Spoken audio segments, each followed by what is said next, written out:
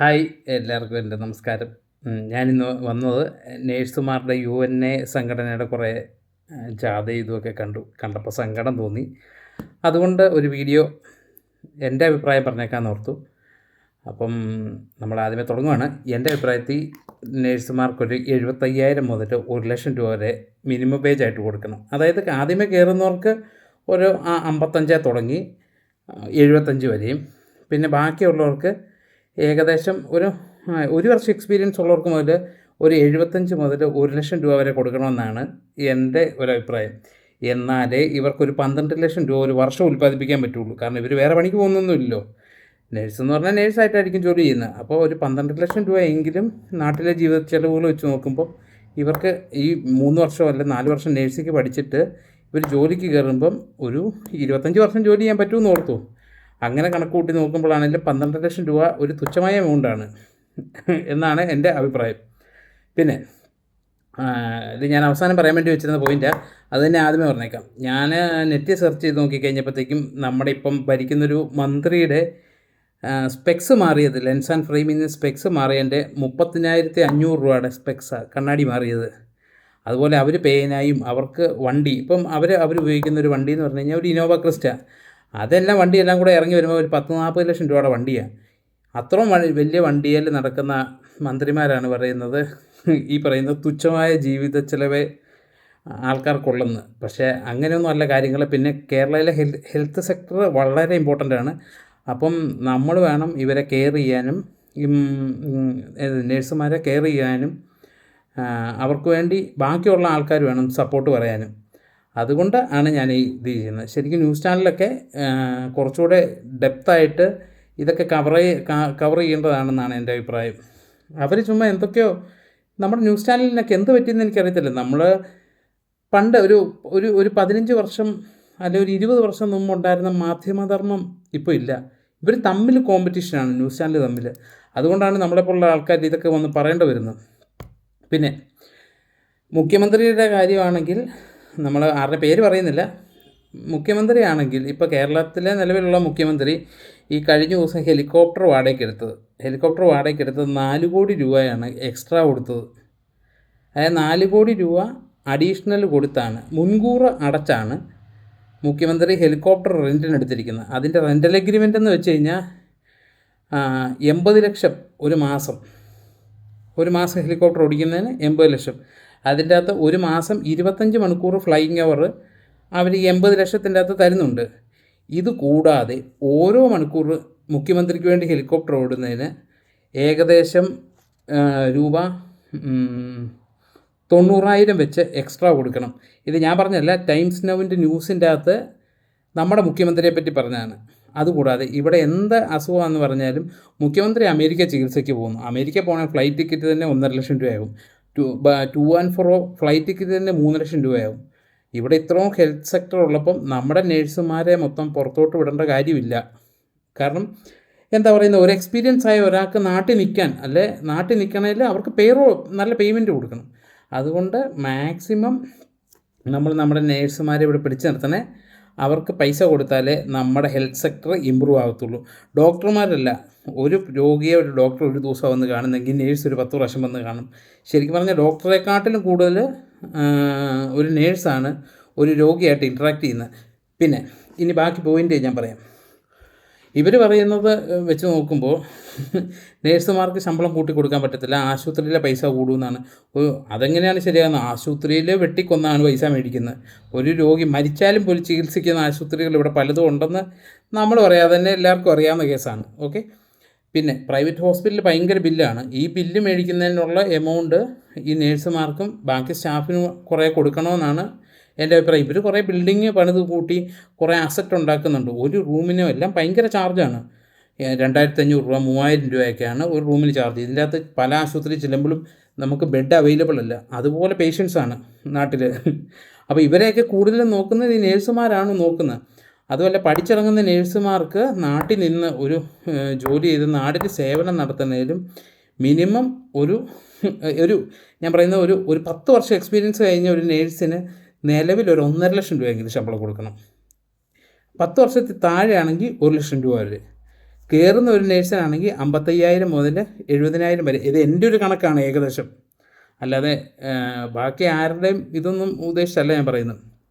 പിന്നെ ഇപ്പോൾ പ്രൈവറ്റ് ഹോസ്പിറ്റലുകളിലെല്ലാം ഇൻഷുറൻസിലുള്ള പരിപാടിയാണ്. ഇപ്പോൾ ഒരാൾക്ക് ഒരു 10 ലക്ഷം രൂപയുടെ ഇൻഷുറൻസ് ഉണ്ടെങ്കിൽ ഏകദേശം ആ 10 ലക്ഷം രൂപയുടെ അടുത്തുള്ള മരുന്ന് ഇവർ കുറിച്ച് വെച്ച് അതിൻ്റെ ഒരു നല്ലൊരു എമൗണ്ട് ഇവർ മേടിക്കും. ഇനി മുന്നോട്ടുള്ള കാലങ്ങളിൽ ആൾക്കാർ ഇൻഷുറൻസ് എടുക്കാതെ, ഇപ്പോൾ അമേരിക്കൻ കമ്പനികളൊക്കെ വന്ന് കേരളത്തിൽ ഇത് മേടിക്കുന്നതെന്നാണ് പറഞ്ഞ്. ഇപ്പോൾ എന്താണ് സംഭവം എന്നറിയത്തില്ല. അപ്പം എന്താണെങ്കിലും ഹെൽത്ത് സെക്ടർ ഇല്ലാതെ നമുക്ക് പറ്റത്തില്ല. അപ്പം നേഴ്സുമാരെ നമുക്ക് സപ്പോർട്ട് ചെയ്തേ പറ്റത്തുള്ളൂ. ആരെങ്കിലുമൊക്കെ ഇത് സംസാരിക്കണ്ടേ. പിന്നെ ഈ നേഴ്സുമാർക്കുണ്ടാകുന്ന മാനേജ്മെൻറ്റ് പ്രഷർ, അതായത് ഇവരെ നോക്കുന്ന ആശുപത്രിയുടെ ഓണേഴ്സ് പറയുന്നത്, ഡോക്ടർമാർ പറയുന്നത്, പിന്നെ ഇവരുടെ വീട്ടിലെ സമ്മർദ്ദം, എല്ലാ പ്രഷറുണ്ട് ഇവർക്ക്. കാരണം ഒരാശുപത്രിയിലാണ് വർക്ക് ചെയ്യുന്നതെങ്കിൽ അതിൻ്റെ ഹെഡിലുള്ള ആൾ ഇവരോട് പറയുന്ന കാര്യങ്ങൾ ഇവർക്ക് ചെയ്യേണ്ടി വരും. ഇന്ന സമയത്ത് വരണം, രാവിലെ വരിക, രാത്രി പോവുക, വൈകുന്നേരം പോവുക, ഇങ്ങനെയുള്ള എല്ലാ പണിയുടെ കാര്യങ്ങളും ഇവർ തന്നെ ചെയ്യേണ്ടി വരും. അപ്പം അതിനുണ്ടാകുന്ന ഭയങ്കര പ്രഷറാണ് ഇവർക്ക്. അത് ചെയ്യണം. അതായത് ഓരോ ദിവസം ഇവർ പിന്നെ അങ്ങോട്ടും ഇങ്ങോട്ടുമുള്ള ഓട്ടവും, ഇവർ എന്താ പറയുക, എല്ലാം കൊണ്ടും ഇവർ ഭയങ്കര സ്ട്രെസ്ഡ് ആയിട്ടിരിക്കുകയെന്നാണ് എനിക്ക് മനസ്സിലായത്. പിന്നെ ഡിസീസിൻ്റെ റിസ്ക്, അതായത് അസുഖങ്ങൾ വരാനുള്ള ചാൻസ് കൂടുതലാണ്. അതായത് ഇവരുടെ ജീവിതം തന്നെ ഭയങ്കര റിസ്ക് എടുത്താണ് ഇവർ നമുക്ക് വേണ്ടി വർക്ക് ചെയ്യുന്നത്. അതായത് ആശുപത്രി ഹെൽത്ത് സെക്ടറിൽ വർക്ക് ചെയ്യുന്നത്. കൊറോണ സമയത്തൊക്കെ എത്ര നേഴ്സുമാർ മരിച്ചുപോയി. ഇതൊക്കെ ന്യൂസ് ചാനലിലൊക്കെ വരേണ്ടതാണ്. ഇതൊക്കെയാണ് ശരിക്കും ഫോക്കസ് ചെയ്ത് കാണിക്കേണ്ടത്. അപ്പം ഇവർക്ക് അസുഖങ്ങൾ വരാനുള്ള, ഒരു രോഗിയിൽ നിന്ന് ഇവർക്ക് പകരാനുള്ള ചാൻസ് ഉണ്ട്. അപ്പോൾ അവരവരുടെ ജീവൻ പണയം വെച്ചാണ് ആൾക്കാർക്ക് വേണ്ടി പണിയുന്നത്. അതുകൊണ്ട് എല്ലാവരും ഇതിനു വേണ്ടി സപ്പോർട്ടല്ലേ ചെയ്യേണ്ടത്. എന്താണേലും ആശുപത്രി നല്ല പേയ്മെൻറ്റ് മേടിക്കുന്നുണ്ട്. അതിൻ്റെ എമൗണ്ട് കുറച്ച് കൊടുക്കാനല്ലേ ഇപ്പം നമ്മൾ പറയുന്നുള്ളൂ. അതുമല്ല, മാന്യമായിട്ടുള്ള പേയ്മെൻറ്റ് കൊടുത്താലല്ലേ ഇവർക്കൊക്കെ ജീവിക്കാൻ പറ്റുള്ളൂ. ഇവർക്ക് പൈസ കൊടുത്താലേ മാർക്കറ്റിൽ, അതായത് ബാക്കിയുള്ള കടകളിൽ നിന്ന് ഇവർ സാധനം മേടിക്കുകയുള്ളൂ. എല്ലാവരും പിശുക്കി ജീവിച്ച ആൾക്കാരുടെ സ്വഭാവം തന്നെ മാറിപ്പോവാണ്. നമുക്ക് എന്താ പറയുന്നത്, ഇവർക്കും പിള്ളേർ വളർന്നു വരുന്നുണ്ട്, അവരെ സ്കൂളിൽ വിടണം, അങ്ങനെയുള്ള കാര്യങ്ങളൊക്കെ ചെയ്യണ്ടേ. അപ്പം ആരെങ്കിലുമൊക്കെ പ്രതികരിക്കണം. പിന്നെ എക്സ്പീരിയൻസ് ആകുന്നവർ, ഇപ്പോൾ ഒരു 5 വർഷം എക്സ്പീരിയൻസ് ഉള്ള നേഴ്സ് എന്ന് പറഞ്ഞു കഴിഞ്ഞാൽ നേരെ പുറത്ത് ചാടിപ്പോവുക. അതായത് ഇസ്രായേൽ, അല്ലെങ്കിൽ കുവൈറ്റ്, ഖത്തർ, ഒമാൻ, ഇങ്ങനെയുള്ള ഗൾഫ് രാജ്യങ്ങളിലോട്ട്, അല്ലെങ്കിൽ ഓസ്ട്രേലിയ, ന്യൂസിലൻഡ്, ഈ പോകുന്നവരാരും തിരിച്ചു വരത്തില്ല. ഇതിൻ്റെ കാരണം എന്ന് വെച്ച് കഴിഞ്ഞാൽ ഇവിടെ പൈസ ഇല്ലാത്തതുകൊണ്ടാണ്. ഇവിടെ നമ്മൾ പറയുമല്ലോ, ഇവിടെ നമുക്കൊരു നേഴ്സിന് 75,000 രൂപ കൊടുക്കണമെന്ന് പറയുമ്പോൾ അത് പറ്റത്തില്ലെന്ന് പറയുമ്പോൾ, അവിടെ 5 ലക്ഷം രൂപയാണ് ന്യൂസിലൻഡിലൊക്കെ ഒരു നേഴ്സിന്, അല്ലെങ്കിൽ 4-4.5 ലക്ഷം രൂപയാണ് ഒരു നേഴ്സിന് ശമ്പളം. ഇത് കൂടാതെ ന്യൂസിലൻഡ്, ഓസ്ട്രേലിയയിലൊക്കെ ശമ്പളം. ഇത് കൂടാതെ അവർക്ക് ഇത്രയും വർക്കിംഗ് ടൈമില്ല, ഇത്രയും പ്രഷറില്ല. അവർക്ക് ഈ നേഴ്സുമാർക്ക് തന്നെ 3 അല്ലെങ്കിൽ 4 ദിവസം അവിടെ വർക്ക് ചെയ്താൽ മതി, ഷിഫ്റ്റ് അനുസരിച്ചാണെങ്കിൽ. അതുകൂടാതെ ഇവർ പല ബിസിനസ്സുകളും ചെയ്യുന്നുണ്ട്. അങ്ങനെ പുറത്ത് പോകുന്ന നേഴ്സുമാർക്കെല്ലാം ഭയങ്കര അഭിവൃദ്ധിയും നാട്ടിൽ നിൽക്കുന്നവരെല്ലാം മണ്ടന്മാരും ആവുകയാണ്. അപ്പം നാട്ടിൽ പേയ്മെൻറ്റ് കൂട്ടി കൊടുക്കണമെന്നുള്ളതാണ് മെയിനായിട്ട് അവർ സമരം ചെയ്യുന്നത്. അവർ സമരം ചെയ്യുന്നതിൽ ഒരു തെറ്റുമില്ല. കാരണം ബാക്കിയുള്ളയിടത്തെല്ലാം എല്ലാവരും എന്താ പറയുക, എല്ലാ രാജ്യക്കാരും നേഴ്സുമാരോട് പറയുന്നത്, നമ്മുടെ ഇവിടെ ഹെൽത്ത് സെക്ടറിൽ വർക്ക് ചെയ്ത് നിങ്ങൾക്ക് ആവശ്യമുള്ള പേയ്മെൻറ്റ് തരാം. അതുകൊണ്ടാണ് ജർമ്മനിക്കും ഓസ്ട്രേലിയയ്ക്കും ന്യൂസിലൻഡിലും കാനഡയ്ക്കും എല്ലാം ഇവിടുത്തെ പിള്ളേർ ഓടി രക്ഷപ്പെടുന്നത്. നമ്മുടെ നാട്ടിൽ നിന്ന് ഒരു നല്ല വീട് വെക്കാൻ പറ്റില്ല, അല്ല നല്ലൊരു വണ്ടി എടുക്കാൻ പറ്റില്ല. ഒരു മഴയാണെങ്കിൽ ഇവർ ഈ സ്കൂട്ടറിലൊക്കെ നനഞ്ഞു കുളിച്ച് പോകേണ്ടി വരും. അതെല്ലാം ഒഴിവാക്കാൻ വേണ്ടി സർക്കാർ തന്നെ ഒരു എന്താ പറയുക, ഒരു താങ്ങ് വില എന്നുള്ള രീതി, ഒരു താങ്ങ് വേജസ്, അതൊരു ബേസിക് പേ എന്നുള്ള രീതിയിൽ ഒരു 75,000 എങ്കിലും അത്യാവശ്യമായിട്ട് ചെയ്ത് കൊടുക്കണം. ഈ 40,000 വെച്ചൊക്കെ എന്നാ കാണിക്കാനാണ് ഇന്നത്തെ ചിലവ്? പിള്ളേരുടെ സ്കൂളിൽ വിടണ എത്ര രൂപ ചിലവാകും ഓരോ സ്കൂളിലെ ഫീസ്? അപ്പോൾ പറയും സർക്കാർ സ്കൂളിൽ വിട്ടാൽ മതി. സർക്കാർ സ്കൂൾ മാത്രമല്ലെന്നേ, പ്രൈവറ്റ് സ്കൂളും നടക്കണ്ടേ? സ്കൂൾ മാത്രമോ? ബാക്കി ചിലവുകൾ തന്നെ, പെട്രോളിൻ്റെ വില, മറ്റേ ഫുഡിൻ്റെ വില, ബാക്കി പേരൻസിന് എന്തെങ്കിലും അസുഖം വരുവാണെങ്കിൽ അവരെ കൊണ്ടുപോകണം. പിന്നെ കൊച്ചിനൊരു മാല മേടിച്ച് കൊടുക്കണ്ടേ? അല്ലേ അവരുടെ പിള്ളേരും ബാക്കിയുള്ള ഈ പറയുന്ന മിനിസ്റ്റർമാരുടെ പിള്ളേരും ഇവരെ പോലെയൊക്കെ വളർന്നു വരണമെന്ന് ഇവർക്കും ആഗ്രഹമില്ലേ? അതുപോലെ പുറത്തുള്ള ആൾക്കാരുമായിട്ട് കോമ്പീറ്റ് ചെയ്ത് നിൽക്കുന്നതിലും നമ്മുടെ നാട് വളരുന്നതിലും ഇവരുടെ പോലുള്ളവരുടെ പൈസ വരണം. എന്നാലേ നമ്മുടെ നാട് വളരുള്ളൂ. അല്ലാതെ വലിയ ബിസിനസ്സൊക്കെ ഉണ്ടാക്കി വെച്ചിട്ട് ഇതിൻ്റെ അകത്തൊക്കെ ആര് പോയി മേടിക്കാനാണ്? ഇതുപോലുള്ള ആൾക്കാരുടെ പൈസ ഉണ്ടായാലല്ലേ ഇത് വന്ന് മേടിക്കുള്ളൂ. അപ്പം ഇവർക്ക് അത്യാവശ്യമായിട്ട് ശമ്പളം കൂട്ടി കൊടുക്കണം.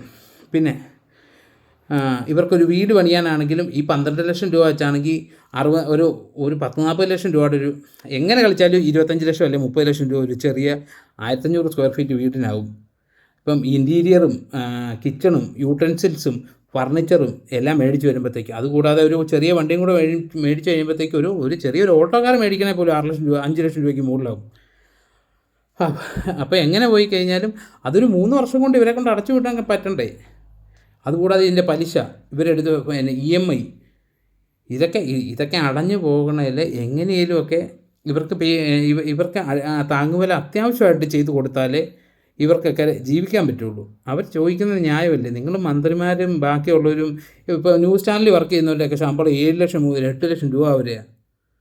നമ്മളിതൊക്കെ കേൾക്കുമ്പോൾ ഞെട്ടിപ്പോയേ, 8 ലക്ഷം രൂപയോ? അവർ ചുമ്മാ അങ്ങോട്ടും ഇങ്ങോട്ടും വർത്താനം പറഞ്ഞ മറ്റേ സിനിമാ നടന്മാരുടെ വരുമാനം 100 കോടി ക്ലബ്ബ്, 200 കോടി ക്ലബ്ബ്. അപ്പോൾ അവരൊക്കെ ചെയ്യുന്നതിൻ്റെ 10 ഇരട്ടി പണി നേഴ്സുമാർ ചെയ്യുന്നില്ലേ? അല്ല, എൻ്റെ ഒരു ചോദ്യമാണ്. അപ്പം ഞാൻ മാത്രമല്ല, എൻ്റെ പേഴ്സണൽ ഒപ്പീനിയൻ മാത്രമാണ് ഞാനിവിടെ പറഞ്ഞത്. ഞാൻ കുറിച്ച് വെച്ചിട്ടാണ് പറയുന്നത്. പിന്നെ അതുപോലെ ഈ ബാങ്ക് ലോൺ, എല്ലാവർക്കും ബാങ്ക് ലോണും EMI ആണ്. ഇതെല്ലാം അടച്ചൊന്ന് സ്വതന്ത്രമാകാൻ വേണ്ടിയല്ലേ എല്ലാവരും ജോലിക്ക് വരുന്നത്. അപ്പം അവർക്ക് പൈസയും കൂടെ ഇല്ലാത്തതുകൊണ്ടാണ് അവർക്കും ജീവിക്കണ്ടേ. നിങ്ങളെന്താ അല്ല ആരോഗ്യ സെക്ടറിലുള്ളവരെ എങ്ങനെയെങ്കിലുമൊക്കെ ഇതൊന്ന് കണ്ണ് തുറന്ന് ഇവരുടെ ജീവിത ചെലവുകൾ എന്തൊക്കെയാണെന്നൊന്ന് മനസ്സിലാക്കി അതിന് പറ്റിയൊരു പേയ്മെൻറ്റ് കൊടുക്കുക. അപ്പം നമ്മുടെ ഇപ്പോൾ ഒരു രോഗി ആശുപത്രിയിലോട്ട് ചെല്ലുവാണെങ്കിൽ ഇവരൊന്ന് ചിരിച്ചുകൊണ്ടൊക്കെ അവരുടെ മുഖത്ത് ഒരു സന്തോഷം വന്നാലേ അവർക്ക് ചെയ്യുന്ന ജോലിയോടൊരു ആത്മാർത്ഥത വരത്തുള്ളൂ. നിങ്ങൾ പട്ടിക്ക് പൈസ ഇട്ട് കൊടുക്കുന്ന പോലെ പിച്ചക്കാശ് ഇട്ട് കൊടുത്തു കഴിഞ്ഞാൽ എന്താകാനാണ്? അതുകൊണ്ട് എൻ്റെ എല്ലാ സപ്പോർട്ടും ഞാൻ നേഴ്സുമാർക്ക് വേണ്ടി കൊടുക്കുന്നു. ഇനി അടുത്ത വീഡിയോ ചെയ്യാനാണെങ്കിലും ഞാൻ റെഡിയാണ്. പിന്നെ ഇതിനെ വെച്ച് എന്നെ തെറി പറഞ്ഞാലും എനിക്ക് സീനൊന്നുമില്ല, ഞാൻ കമൻറ്റൊന്നും വായിക്കത്തില്ല. അതുകൊണ്ട് എല്ലാവരും നേഴ്സുമാരെ സപ്പോർട്ട് ചെയ്യണമെന്ന് ഞാൻ പ്രാർത്ഥിക്കുന്നു. അതുപോലെ ഇവർക്ക് നല്ല പേയ്മെൻറ്റ് കിട്ടാൻ വേണ്ടി പ്രാർത്ഥിക്കുന്നു. എന്താണെങ്കിലും എല്ലാവരും ഇവർക്ക് സപ്പോർട്ട് ചെയ്യണമെന്ന് ഞാൻ അഭ്യർത്ഥിക്കുന്നു.